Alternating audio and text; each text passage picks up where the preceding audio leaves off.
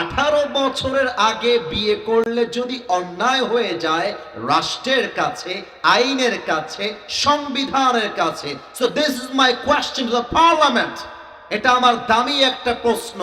18 বছরের আগে যেই মেয়েটা টিকটকে জামা খুলে নেচে বেড়ায়, তার আইনটা কবে পাস হবে যুবক ভাইরা, তাই বলো আমাকে।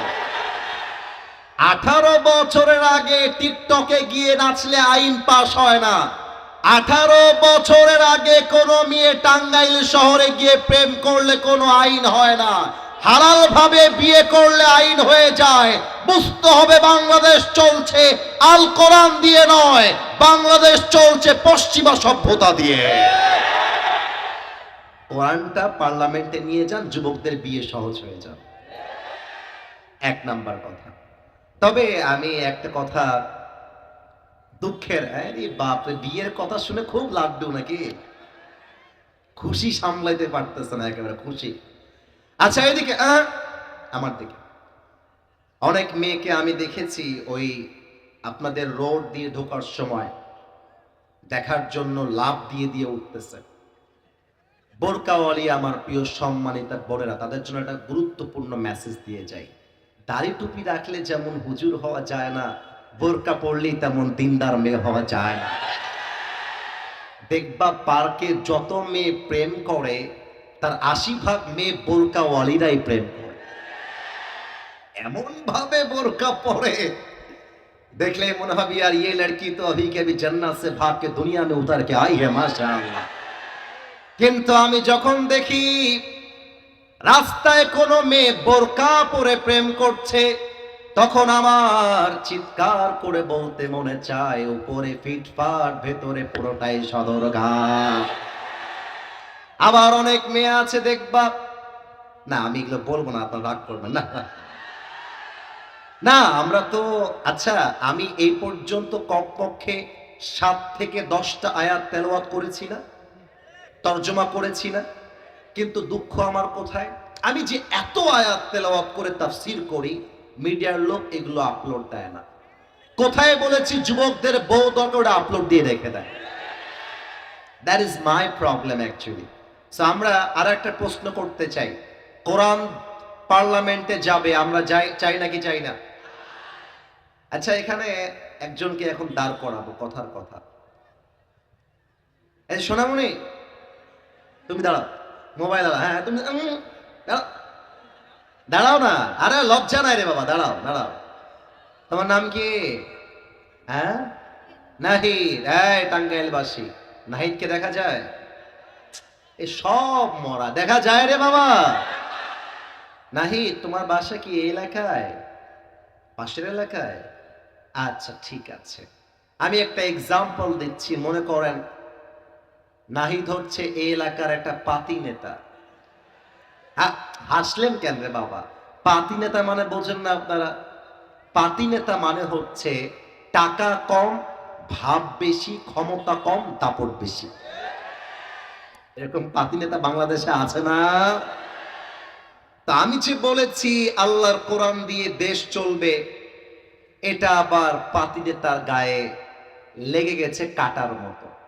তা আমি যখন রাস্তা দিয়ে বের হয়ে যাব, পাতি নেতা দল বল চেলা বেলা নিয়ে আমার সামনে, কি হুজুর কে এসেছিলেন কবরের ওয়াজ করতে, আর এসে বলছেন আল কোরআনের বাংলাদেশ চলবে।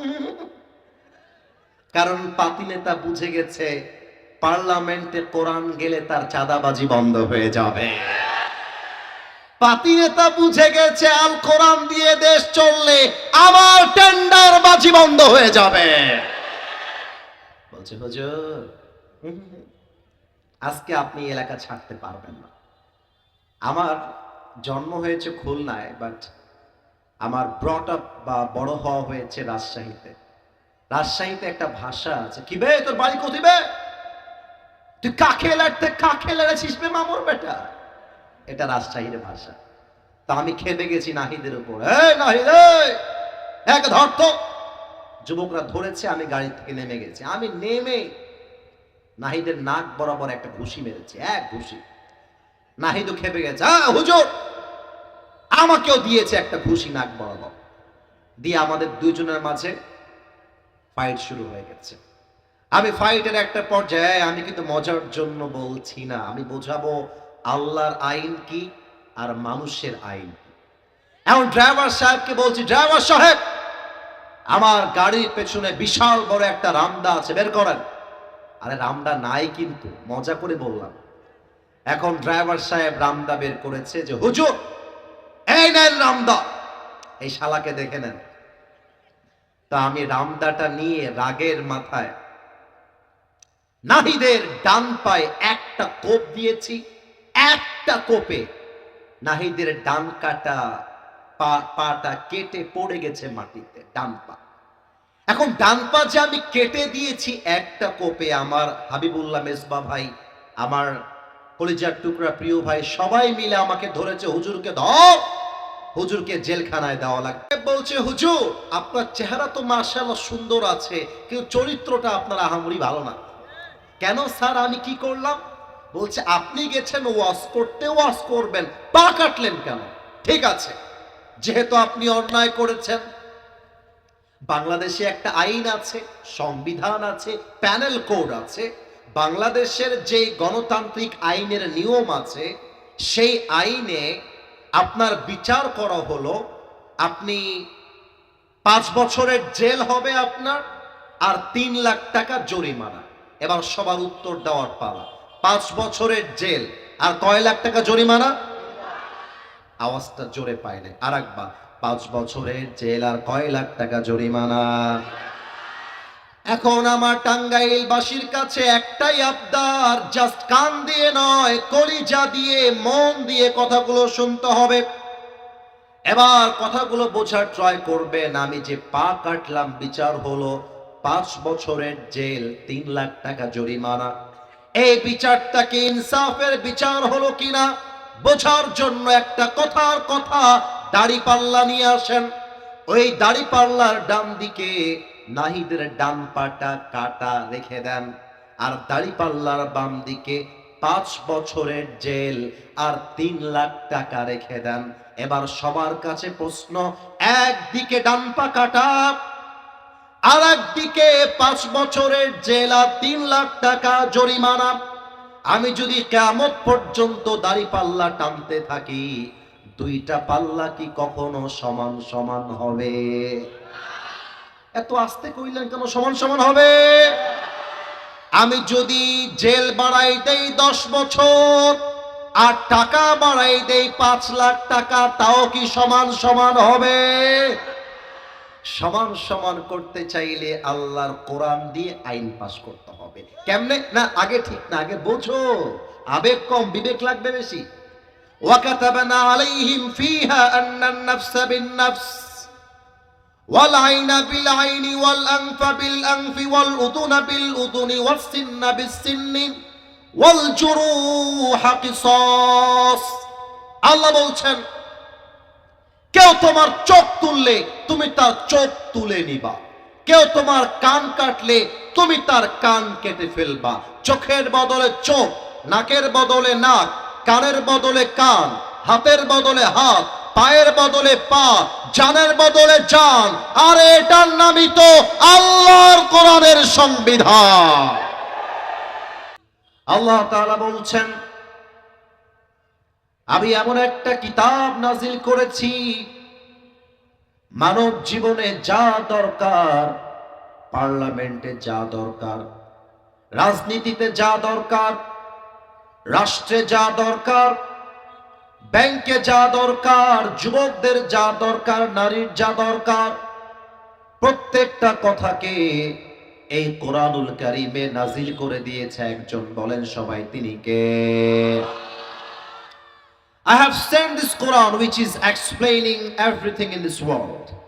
এমন একটা কিতাব দিয়েছি, তোমার যা দরকার এমন কোনো কথা নাই যে কথা আমি আল্লাহ তাআলা এই কোরআনে বলে দেই নাই। তাও তো সুবহানাল্লাহ কইতে পারলেন না আপনারা সবাই মিলে। এবার সবাইকে একটা ঈমানের প্রশ্ন করি, ঈমানের প্রশ্ন। So you have to answer me very loudly. উত্তর হবে জবান খুলে।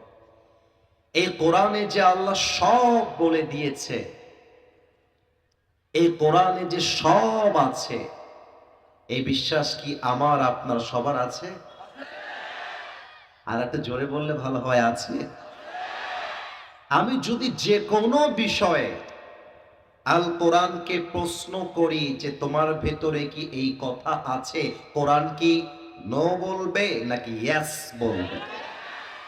ইয়েস বলবে। কিন্তু ইয়েস যে বলবে, এটা আসিফ হুজুর খালি গলার চাপার জোরে বললেই তো হবে না, এটা তো কোরআন থেকে প্রমাণও দেওয়া লাগবে। কথা ঠিক আছে কিনা বলেন আপনারা সবাই। অনেকে আমাদের বাংলাদেশে সাংবাদিকদের সামনে দাঁড়িয়ে বলে কোরআন আলাদা, রাজনীতি আলাদা। অনেকে বলে কোরআন আলাদা, পার্লামেন্ট আলাদা। অনেকে বলে কোরআন আলাদা, রাষ্ট্র আলাদা। অনেকে তো বলেই দেয় রাজনীতির সাথে আল কোরআনের কোনো সম্পর্ক নেই। আমি আজকের মাহফিলে আমার বুকের কলিজার সমস্ত সাহসকে এক করে বলতে চাই, যারা বলে আল্লাহর কোরআনের রাজনীতি করতে চাই না, তারাই মূলত রাজনীতির নামে বাংলাদেশে দুর্নীতি করে খেতে চায়। আল কোরআনের সব আছে, আপনাকে জানতে হবে ফার্স্ট অফ অল। আসুন আমরা কোরআনের সঙ্গে ডিসকাশন করি, কথা বলি, কোরআনকে জিজ্ঞেস করি কি কি তার ভেতরে আছে। প্রশ্ন যখন করব, আমার প্রত্যেকটা আয়াত যখন তেলাওয়াত করব, আমি যদি কখনো বলি কথা ঠিক আছে কিনা, যদি কথা আসলেই ঠিক হয়, বিড়ালের মতো ম্যান ম্যান করে নয়, সিংহের মতো গর্জন দিয়ে কথা বলবেন। ঠিক আছে সবাই? আচ্ছা, কোরআনকে আমরা প্রশ্ন করছি, দেখেন। আচ্ছা কোরআন, তুমি এখন তো এই পৃথিবীতে আছো, তুমি এই পৃথিবীতে আসার পূর্বে কোথায় ছিলে? এর জবাব কি কোরআনে আছে না নাই? 30 নম্বর পারা, সূরাতুল বুরুজের 21 and 22 number verse of Suratul Buruj. Bal huwa Qur'anun Majidun fi lawhin mahfuz. Allah Ta'ala বলছেন, rather it's a glorious Quran preserved in tablet. এটা এমন একটা কিতাব যে কিতাবটাকে আমি আল্লাহ তাআলা পৃথিবীতে নাজিল করার পূর্বে লৌহে মাহফুজে সংরক্ষিত ফলকে লিখিত আকারে রেখে দিয়েছিলাম। সুবহানাল্লাহ পড়বেন না আপনারা সবাই? ও আচ্ছা, তুমি পৃথিবীতে আসার পূর্বে লৌহে মাহফুজে ছিলে। আচ্ছা কোরআন, তুমি আমাকে জবাব দাও তো, তোমাকে নাজিল কে করলেন? তারপরে তানজিলাম মিম্মান খালাকাল আরদা ওয়াস সামাওয়াতিল উলা।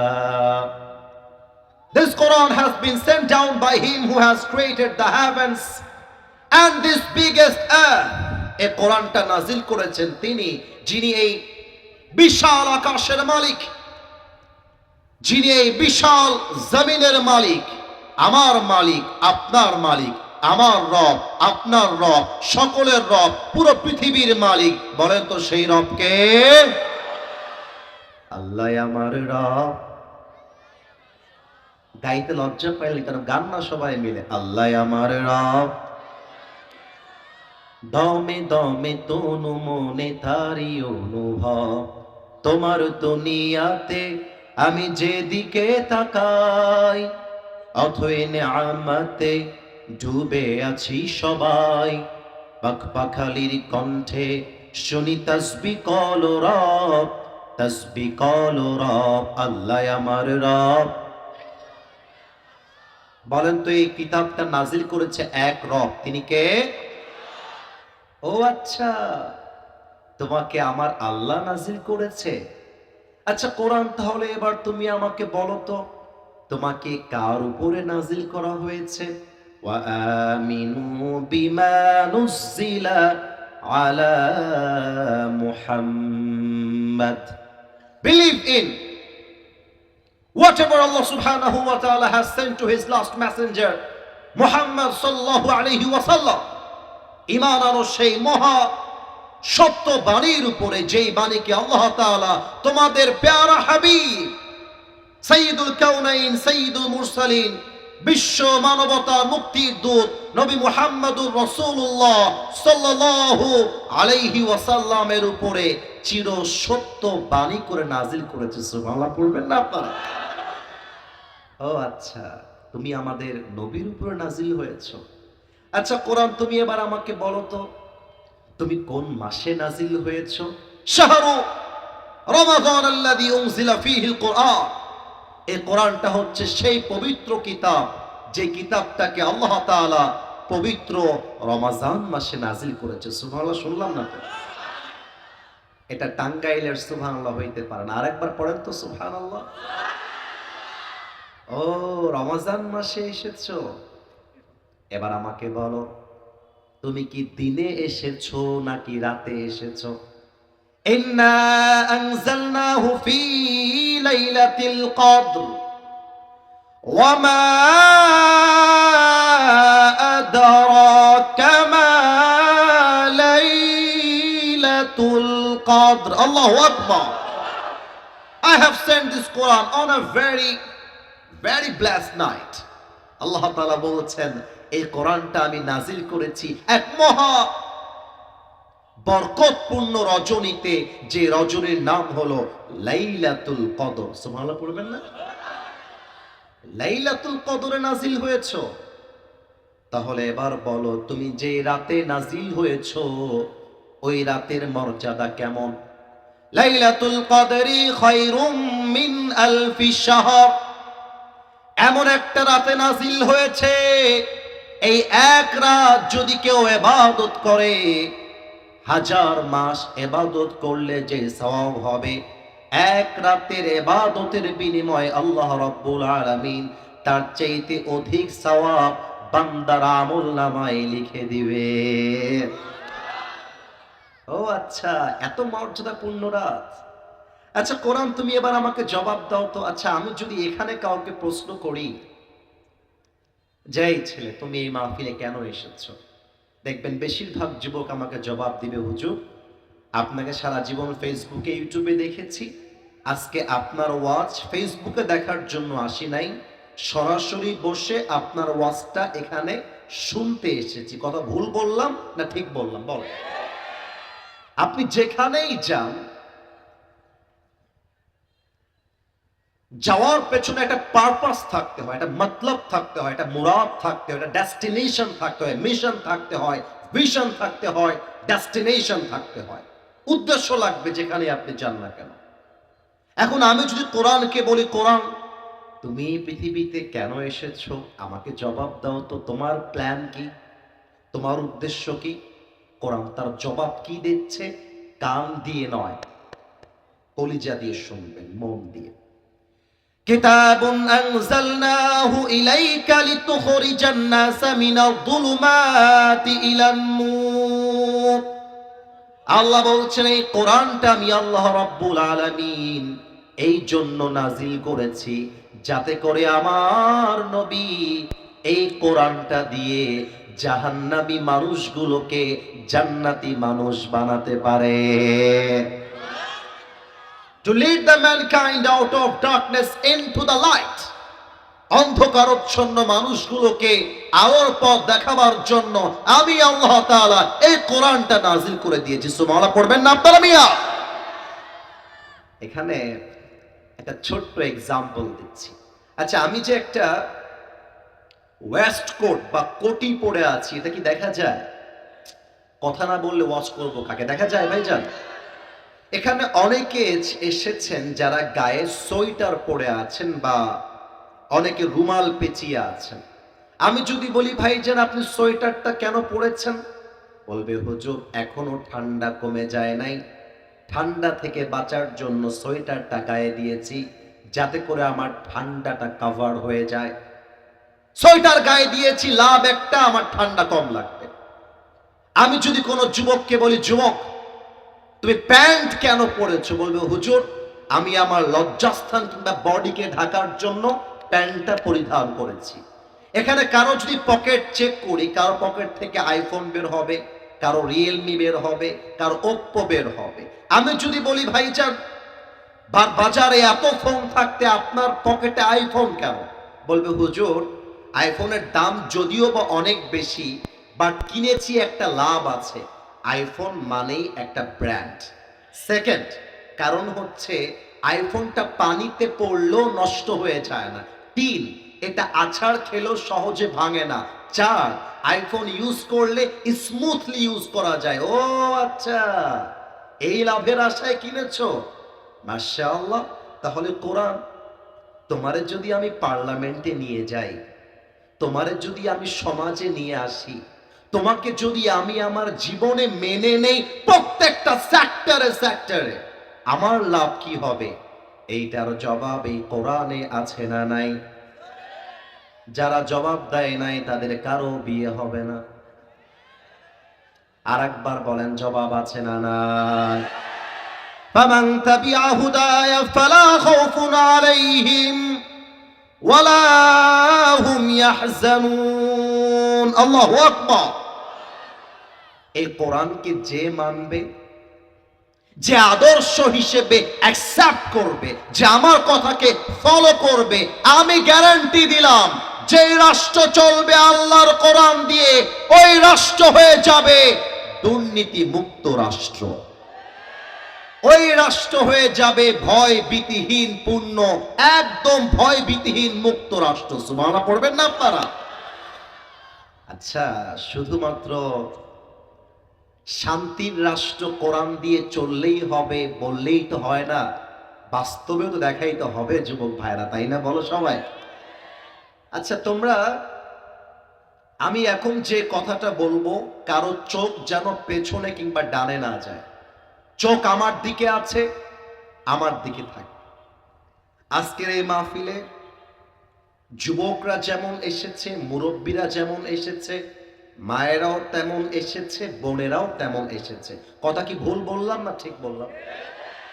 আচ্ছা দেখেন, পার্লামেন্টে আইন আছে যে 18 বছরের আগে কোনো মেয়ে যদি বিয়ে করে, তাকে যে বিয়ে করবে তাকে জেলে দেওয়া হবে, জরিমানা করা হবে।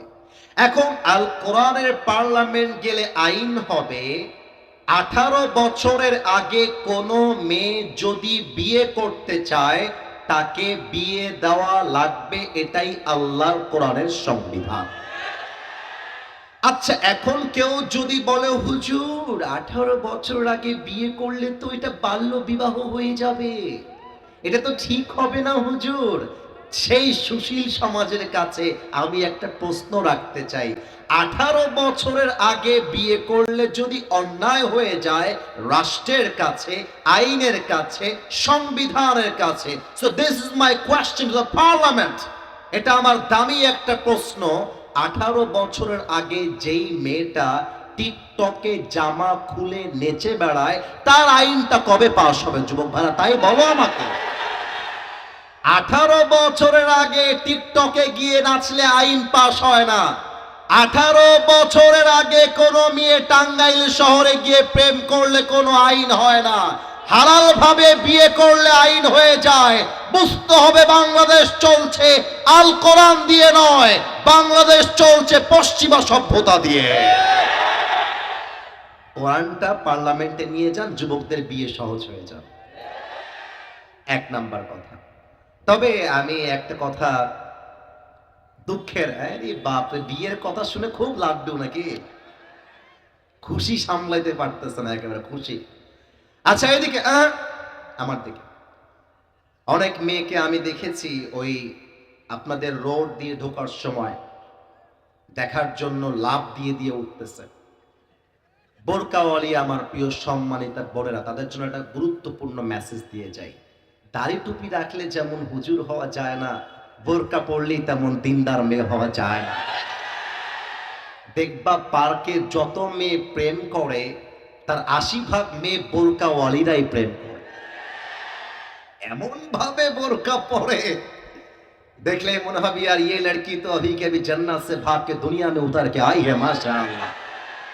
কিন্তু আমি যখন দেখি রাস্তায় কোনো মেয়ে বোরকা পরে প্রেম করছে, তখন আমার চিৎকার করে বলতে মনে চায়, উপরে ফিটফাট ভেতরে পুরোটাই সদরঘাট।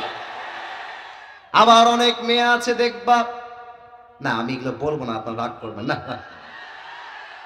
না আমরা তো, আচ্ছা আমি এই পর্যন্ত কমপক্ষে 7 থেকে 10টা আয়াত তেলাওয়াত করেছি না, তর্জমা করেছি না, কিন্তু দুঃখ আমার কোথায়, আমি যে এত আয়াত তেলাওয়াত করে তাফসীর করি, মিডিয়ার লোক এগুলো আপলোড দেয় না। কোথায় বলেছি যুবকদের বউ দরকার, ওটা আপলোড দিয়ে রেখে দেয়। That is my problem actually. So আমরা আর একটা প্রশ্ন করতে চাই, কোরআন পার্লামেন্টে যাবে, আমরা চাই নাকি চাই না? আচ্ছা এখানে একজনকে এখন দাঁড় করাবো, কথার কথা। এই সোনামণি, তুমি দাঁড়াও, মোবাইল দাঁড়াও, হ্যাঁ তুমি দাঁড়াও, দাঁড়াও না, আরে লজ্জা নাই রে বাবা, দাঁড়াও দাঁড়াও। তোমার নাম কি? হ্যাঁ নাহিদ, এই টাঙ্গাইলবাসী। নাহিদকে দেখা যায়? এই সব মরা দেখা যায় রে বাবা। নাহিদ তোমার বাসা কি এই এলাকায়, পাশের এলাকায়? আচ্ছা ঠিক আছে, আমি একটা এক্সাম্পল দিচ্ছি, মনে করেন নাহিদ হচ্ছে এই এলাকার একটা পাতি নেতা। হাসলেন কেন রে বাবা? পাতি নেতা মানে বোঝেন না আপনারা? পাতি নেতা মানে হচ্ছে টাকা কম, ভাব বেশি, ক্ষমতা কম, দাপট বেশি। এরকম পাতি নেতা বাংলাদেশে আছে না? তা আমি যে বলেছি আল্লাহর কোরআন দিয়ে দেশ চলবে, এটা আবার পাতি নেতার গায়ে লেগে গেছে কাটার মতো। তা আমি যখন রাস্তা দিয়ে বের হয়ে যাব, পাতি নেতা দল বল চেলা বেলা নিয়ে আমার সামনে, কি হুজুর কে এসেছিলেন কবরের ওয়াজ করতে, আর এসে বলছেন আল কোরআনের বাংলাদেশ চলবে। কারণ পাতি নেতা বুঝে গেছে পার্লামেন্টে কোরআন গেলে তার চাঁদাবাজি বন্ধ হয়ে যাবে। পাতি নেতা বুঝে গেছে আল কোরআন দিয়ে দেশ চললে আমার টেন্ডার বাজি বন্ধ হয়ে যাবে। বলছে হুজুর আজকে আপনি এলাকা ছাড়তে পারবেন না। আমার জন্ম হয়েছে খুলনায়, বাট আমার ব্রট আপ বা বড় হওয়া হয়েছে রাজশাহীতে। রাজশাহীতে একটা ভাষা আছে, কি বে তোর বাড়ি কোথায় বে, তুই কাকে লড়াছিস বে মামুর বেটা, এটা রাজশাহীর ভাষা। তা আমি খেপে গেছি নাহিদের উপর, এই নাহিদ এক ধরত। যুবকরা ধরেছে, আমি গাড়ি থেকে নেমে গেছি। আমি নেমে নাহিদের নাক বরাবর একটা ঘুষি মেরেছি, এক ঘুষি। নাহিদও খেপে গেছে, হুজুর আমাকেও দিয়েছে একটা ঘুষি নাক বরাবর দিয়ে। আমাদের দুইজনের মাঝে ফাইট শুরু হয়ে গেছে। আমি ফাইটের একটা পর্যায়ে, আমি কিন্তু মজার জন্য বলছি না, আমি বোঝাবো আল্লাহর আইন কি আর মানুষের আইন কি। এখন ড্রাইভার সাহেবকে বলছি, ড্রাইভার সাহেব আমার গাড়ির পেছনে বিশাল বড় একটা রামদা আছে, বের করেন। আরে রামদা নাই কিন্তু, মজা করে বললাম। এখন ড্রাইভার সাহেব রামদা বের করেছে, যে হুজুর এই নেন রামদা, এই শালাকে দেখে নেন। তা আমি রামদাটা নিয়ে রাগের মাথায় নাহিদের ডান পায়ে একটা কোপ দিয়েছি। একটা কোপে নাহিদের ডান কাটা পাটা কেটে পড়ে গেছে মাটিতে, ডান পা। এখন ডান পা যে আমি কেটে দিয়েছি একটা কোপে, আমার হাবিবুল্লাহ মেজবা ভাই, আমার কলিজার টুকরা প্রিয় ভাই, সবাই মিলে আমাকে ধরেছে, হুজুরকে ধর, হুজুরকে জেলখানায় দেওয়া লাগবে। বলছে হুজুর আপনার চেহারা তো মাশাআল্লাহ সুন্দর আছে, কিন্তু চরিত্রটা আপনার আহামরি ভালো না। কেন স্যার আমি কি করলাম? বলছে আপনি গেছেন ওয়াজ করতে, ওয়াজ করবেন, পা কাটলেন কেন? ঠিক আছে, যেহেতু আপনি অন্যায় করেছেন, বাংলাদেশে একটা আইন আছে, সংবিধান আছে, প্যানেল কোড আছে। বাংলাদেশের যে গণতান্ত্রিক আইনের নিয়ম আছে, সেই আইনে আপনার বিচার করা হলো, আপনি 5 বছরের জেল হবে আপনার, আর 3 লাখ টাকা জরিমানা। এবার সবার উত্তর দেওয়ার পালা। 5 বছরের জেল আর কয় লাখ টাকা জরিমানা? আওয়াজটা জোরে পায় না, আর একবার, 5 বছরের জেল আর কয় লাখ টাকা জরিমানা। এখন আমার টাঙ্গাইলবাসীর কাছে একটাই আবদার, জাস্ট কান দিয়ে নয়, কলিজা দিয়ে, মন দিয়ে কথাগুলো শুনতে হবে। এবার কথাগুলো বোঝার ট্রাই করবেন। আমি যে পা কাটলাম বিচার হলো 5 বছরের জেল, 3 লাখ টাকা জরিমানা। এই বিচারটা কি ইনসাফের বিচার হলো কিনা বোঝার জন্য একটা কথার কথা দাড়িপাল্লা নিয়ে আসেন। ওই দাড়িপাল্লার ডান দিকে নাহিদের ডান পাটা কাটা রেখে দেন, আর দাড়িপাল্লার বাম দিকে 5 বছরের জেল আর 3 লাখ টাকা রেখে দেন। এবার সবার কাছে প্রশ্ন, একদিকে ডান পা কাটা আর একদিকে 5 বছরের জেল আর 3 লাখ টাকা জরিমানা। আমি যদি কিয়ামত পর্যন্ত দাড়িপাল্লা টানতে থাকি, দুইটা পাল্লা কি কখনো সমান সমান হবে? এত আস্তে কইলেন কেন? সমান সমান হবে। আমি যদি জেল বাড়াই দেই 10 বছর আর টাকা বাড়াই দেই 5 লাখ টাকা, তাও কি সমান সমান হবে? সমান সমান করতে চাইলে আল্লাহর কোরআন দিয়ে আইন পাস করতে হবে। কেমনে? না আগে ঠিক না, আগে বোঝো। আবেগ কম, বিবেক লাগবে বেশি। ওয়াকাতাবনা আলাইহিম ফিহা আন্নান নাফসা বিন-নাফস ওয়াল আইনা বিল আইনি ওয়াল আনফা বিল আনফি ওয়াল উযুনা বিল উযুনি ওয়াস সিন্না বিস সিন্নি ওয়াল জুরুহা কিসাস। আল্লাহ বলছেন, কেউ তোমার চোখ তুললে তুমি তার চোখ তুলে নিবা, কেউ তোমার কান কাটলে তুমি তার কান কেটে ফেলবা। চোখের বদলে চোখ, নাকের বদলে নাক, কানের বদলে কান, হাতের বদলে হাত, পায়ের বদলে পা, জানের বদলে জান। আর এটার নামই তো আল্লাহর কোরআনের সংবিধান। এবার আপনি এক কোপ দিয়ে আমার ডান পা কেটে ফেলেন, দাড়িপাল্লা নিয়ে আসেন, দাড়িপাল্লার ডান দিকে নাহিদের ডান পা রাখেন, দাড়িপাল্লার বাম দিকে আসিফ হুজুরের ডান পা কেটে রেখে দেন। এবার টান দেন, দেখবেন দাড়িপাল্লা দুই দিকে সমান সমান হয়ে গেছে। ওমান হাকামা বিহি আদালা। এই কোরআন দিয়ে যে বিচার করবে সেই তো ইনসাফের বিচার করতে পারবে। আর একটা ছোট্ট এক্সাম্পল দেই, দেখেন আগামীতে নির্বাচন আসছে, যদি আল কোরআন দিয়ে দেশ সত্যিই চলে, কত যে সুন্দর বাংলাদেশ হবে এটা আমরা কল্পনাই করতে পারবো না, ঠিক কিনা বলে? আমার ভাইজানের হাতটা তুললাম, ভাইজানকে দেখা যায় না? কথা না বললেও অজমা দেখা যায়। আমার ভাই হচ্ছে টাঙ্গাইলের একজন এমপি, কথার কথা। তার একটা ছেলে আছে যিনি ডান পাশে বসে আছে, কথার কথা। আর আমি আসিফ হলাম একজন রিকশাওয়ালার ছেলে।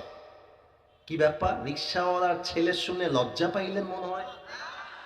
কিসের লজ্জা ভাইজান? আমার বাপ তো রিকশা চালায় খায়, আমার বাপ তো চাঁদাবাজি করে খায় না।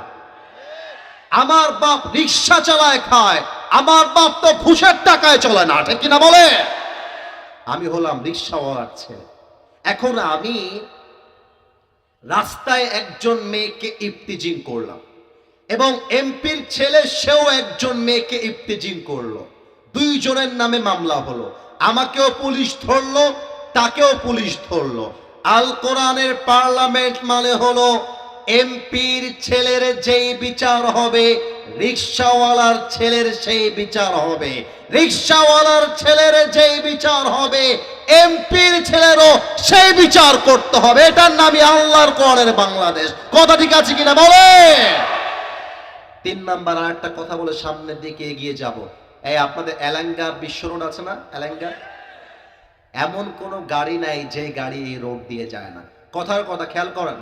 এই আমি কিন্তু মজার মধ্যে নেই, আমি কিন্তু খুব সিরিয়াস কথা বলছি, রাষ্ট্রের কথা বলছি।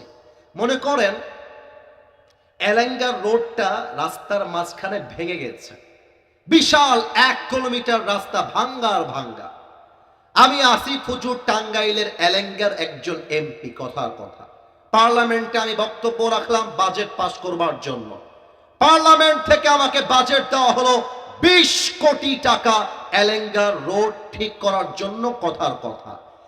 আল কোরআনের বাংলাদেশ মানে হচ্ছে ফামাইয়া আমাল মিসকালা যাররাতিন খায়রান ইয়ারাহ ওয়া মাইয়া আমাল মিসকালা যাররাতিন শাররান ইয়ারাহ। If anyone has done an atom sort of good, he will see it. If anyone has done an atom sort of bad, he will see it on the day of judgment. প্রত্যেকটা জাররা যাররা আমলের হিসাব দেওয়া লাগবে। আপনি যে 20 কোটি টাকা পেয়েছেন, আপনি কয় টাকা সিমেন্ট কিনতে ব্যয় করেছেন, কয় টাকা পাথর কিনতে ব্যয় করেছেন, কয় টাকা মিস্ত্রি বিল, কয় টাকা লেবার বিল, কয় টাকা গাড়ির বিল, কোথায় কয় টাকা কেমন ভাবে খরচ হয়েছে, এটা রাষ্ট্রের কাছে আর জনগণের কাছে বোঝায় দেওয়া, এটার নামই আল্লাহর কোরআনের বাংলাদেশ। এমপি সাহেব 20 কোটি পায়, এমপির চামচারা 5 কোটি মেরে দেয়, আর এমপি নিজেই 10 কোটি মেরে দেয়, ঠিক কিনা বলে? অতএব আমরা যদি আল কোরআন দিয়ে বাংলাদেশ চালাই, একটা এমপিও এক চুল পরিমাণ টাকা মেরে খাওয়ার ক্ষমতা রাখে না, ঠিক কিনা বলে? এবার সবাই 2 হাত তুলল, কেউ যেন বাদ না যায়, কেউ যেন বাদ না যায়। মাশাআল্লাহ। আমি জানি একটু পরেই আজান দিয়ে দিবে, তবে আমার ছোট্ট একটা আবদার আছে সবার কাছে। আমি যা যা বলতে বলবো তাই তাই সবাইকে বলতে হবে। তবে এই মাঝখানে এই হুজুর, এই বসেন বসেন, একটু সবাই কাশি দেন। আপনার তো একদম বাঘের বাচ্চার মতো দেখছি আওয়াজ দিচ্ছেন। আরেকবার আমি 2টা ওয়াদা করাতে চাই। বলেন একবার আল্লাহকে ডাক দিয়ে আল্লাহ,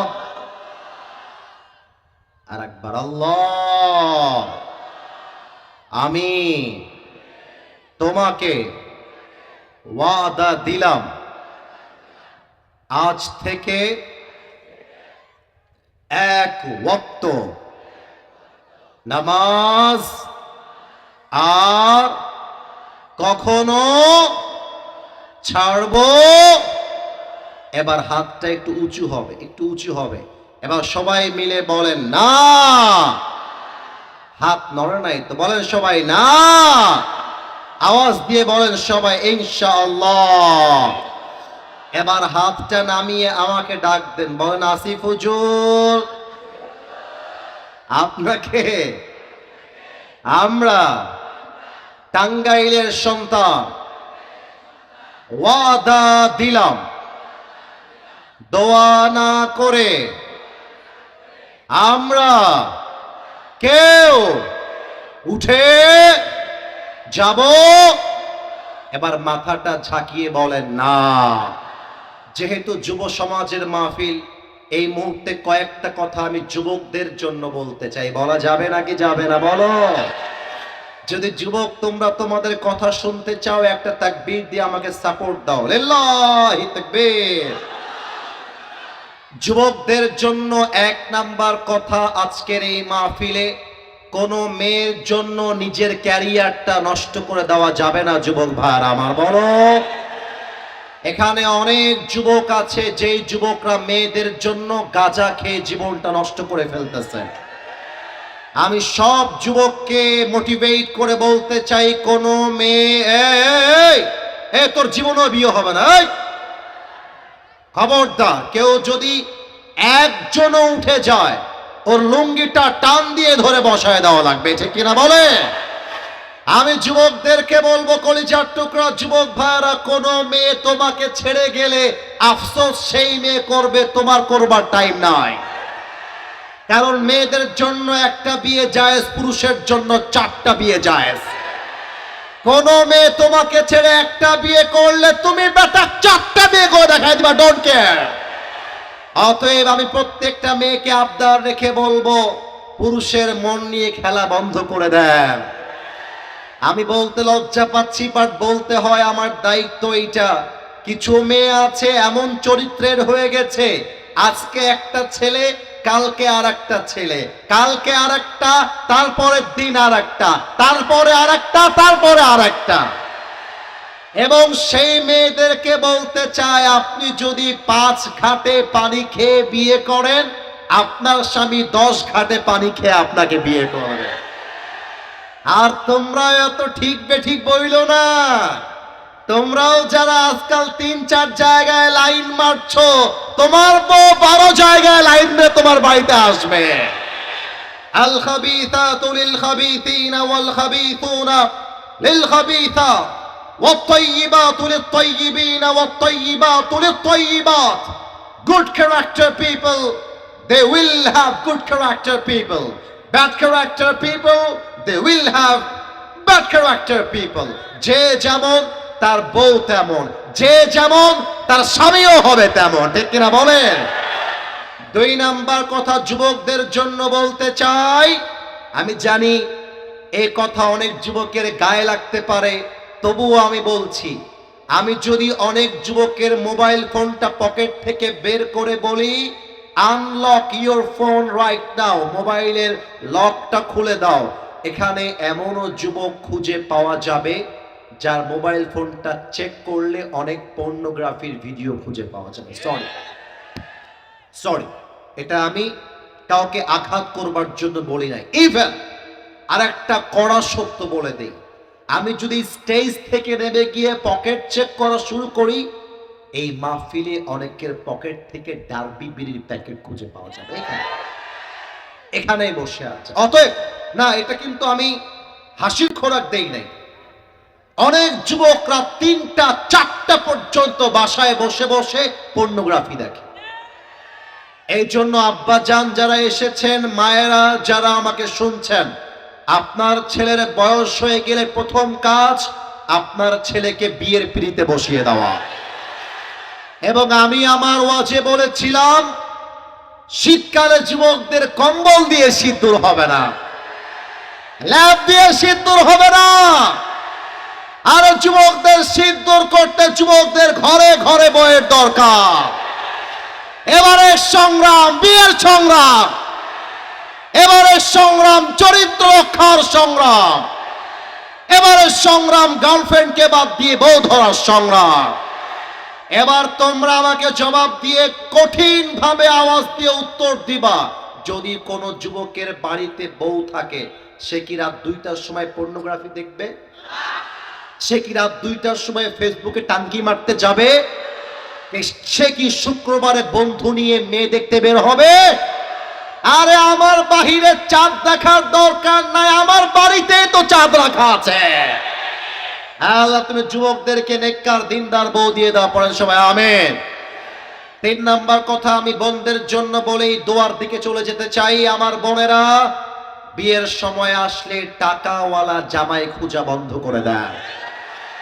অনেক মেয়ে আছে টাকা পাইলে আর সরকারি চাকরি পাইলে বইরা টাকলার সাথে বিয়ের পিঁড়িতে বসে যায়। আমার মনে হয় এই সমস্ত মেয়েরা বাড়ি পায়, গাড়ি পায়, টাকা পায়, মনের শান্তি তারা কোথাও খুঁজে পায় না। এবং সর্বশেষ একটা কথা সবার জন্য বলতে চাই, এবার বাংলাদেশ যে সুযোগ পেয়েছে, আগামীতে এই সুযোগ কখনো আসবে কিনা আমরা জানি না। আমরা সবাইকে বলতে চাই, আগামীর বাংলাদেশ হবে গণতন্ত্রের বাংলাদেশ নয়, আগামীর বাংলাদেশ হবে ব্রিটিশ আইনের বাংলাদেশ নয়, আরে আগামীর বাংলাদেশ হবে আল্লাহর কোরআনের বাংলাদেশ। দুহাত তুলে বলেন সবাই ঠিক কিনা? এবার হাতটা সবাই উঁচু রাখেন, সবাই হাতটা উঁচু রাখেন। নতুন একটা স্লোগান দিয়ে দোয়া হবে, সবাই একটা কাশি দেন। এবার একটা স্লোগান শিখাই দিচ্ছি, হাত নামার স্লোগানটা শিখাই দিব, এরপরে স্লোগান দিব একসাথে। মাদ্রাসার ছাত্র ভাইরা এসেছেন, আমিও একজন মাদ্রাসার ছাত্র, মনে হচ্ছে আমি আমার আপন ভাইদের মাঝখানে আজকে বসে আছি। আমার স্লোগান হবে দিল্লি না ঢাকা।